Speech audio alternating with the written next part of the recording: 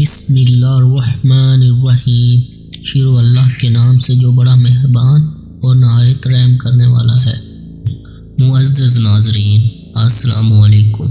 کہ اللہ سبحانہ تعالیٰ نے اس دنیا میں ایک ایسی قوم بھیجی جو اپنے قد و قامت کے لحاظ سے 70 ہاتھ لمبی تھی۔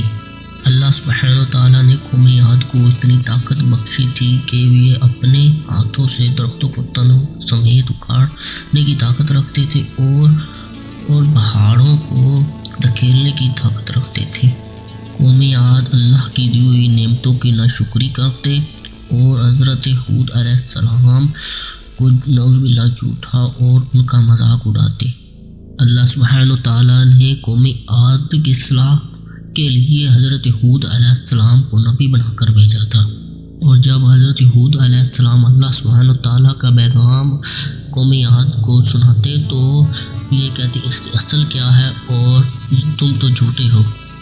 قرآن کریم میں ارشاد باری تعالیٰ ہے، ان جیسی کوئی قوم کوئی اور ملک میں پیدا نہ کی۔ اور جب حضرت ہود علیہ السلام نے قوم عاد کو اللہ کا حکم سنایا اور کہا اپنی سرکشیوں سے باز آ جاؤ نہیں تو اللہ کا عذاب آن پہنچے گا، تو قوم عاد کہنے لگی کہ تم تو صرف جھوٹے ہو۔ قرآن کریم میں اللہ سبحانہ تعالیٰ فرماتا ہے، قوم عاد کی طرف ہم نے ان کے بھائی ہود علیہ السلام کو بھیجا، اور ہود علیہ السلام نے قوم عاد کو کہا، اے میری قوم، اللہ کی عبادت کرو اور اللہ کے سوا کوئی عبادت کے لائق نہیں۔ قوم عاد نے حضرت ہود علیہ السلام کا مذاق اڑایا۔ حضرت ہود علیہ السلام نے اللہ کا حکم سناتے ہوئے کہا، اے میری قوم، میں تم سے کوئی اس کام کی اجرت نہیں مانگتا، میری اجرت تو اس کے ذمہ ہے جس نے مجھے پیدا کیا، اور پھر تم عقل سے کام نہیں لیتے۔ اور کہا، اے میری قوم، اللہ سے مغفرت کی دعا مانگو، پھر اس کے سامنے توبہ کرو اور تمہارے اوپر آسمان سے خوب بارش برسائے گا اور تمہاری طاقت میں اضافہ کرے گا، اور تم گناہ گار بن کر منہ نہ موڑو۔ اور قوم عاد اپنی سرکشی میں بولی، اے ہود، ہمارے لیے تم کوئی واضح دلیل نہیں لاتے اور ہم تمہاری باتوں کو نہیں مانتے۔ گناہ کار بت پرست قوم عاد حضرت ہود علیہ السلام سے کہنے لگی کہ ہمارے معبودوں کی طرف سے تم پر کوئی عذاب آن پڑے گا۔ ہود علیہ السلام نے فرمایا، میں گواہی دیتا ہوں اور تم بھی گواہی دو، اللہ کا کوئی شریک نہیں اور تمام عبادت اللہ ہی کے لیے ہے۔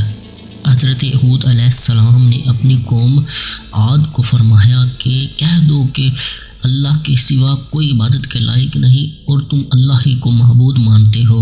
حضرت ہود علیہ السلام نے اپنی قوم عاد کو فرمایا کہ اگر تم اسی طرح گناہ گار اور سرکشی میں رہے تو میں اللہ کے سامنے تمہاری کچھ مدد نہیں کر سکوں گا۔ اور اس کے بعد حضرت ہود علیہ السلام کی قوم عاد پر اللہ کا عذاب آن پہنچا۔ حضرت ہود علیہ السلام نے ان کی سرکشی میں چھوڑ دیا اور ایک آندھی چلی جو کئی دن تک چلتی رہی۔ یہ اللہ کا عذاب تھا جس میں قوم عاد ہلاک ہو گئی اور اللہ کی مرضی کے بغیر کچھ نہیں ہو سکتا۔